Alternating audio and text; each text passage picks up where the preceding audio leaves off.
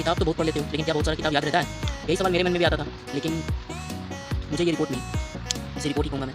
मुझे ये फेसबुक पर मिला और इसे पढ़ने के बाद मेरा डाउट खत्म हो गया। तो यही सवाल एक प्रोफेसर से एक स्टूडेंट ने किया कि आप अक्सर कहते रहते हो कि किताबें पढ़ो, लेकिन मैंने बहुत सारी किताबें पढ़ी, लेकिन उसका बहुत ज़्यादा मुझे याद नहीं है, तो क्या फ़ायदा हुआ उन किताबों को पढ़ने से?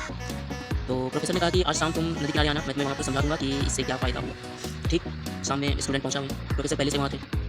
प्रोफेसर ने कहा कि देखो वो सामने जो नाव रखी हुई है, उस नाव से तुम एक बार उस पार जाओ और फिर वहाँ से वापस आओ। तो लड़के को थोड़ा अजीब लगा, लेकिन प्रोफेसर ने कहा तो वो लड़का चला गया। उसने जाकर देखा कि नाव में एक छेद है।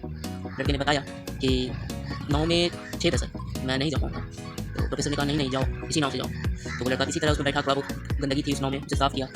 उसके बाद फिर वो किसी तरह उस छेद को बंद हाथ से दबाकर थोड़ा दूर गया, लेकिन नाव डूबने लगी, नाव में पानी भरने लगा। लड़का किसी तरह से बाहर निकला और नाव को भी खींचकर किनारे लाया। उसने प्रोफेसर को बताया कि देखिए मैंने कहा था ना मैं नहीं जा पाऊँगा, नाव में पानी भर गया और मैं नहीं जा पाया, क्या फ़ायदा हुआ इससे समय की बर्बादी हो गई।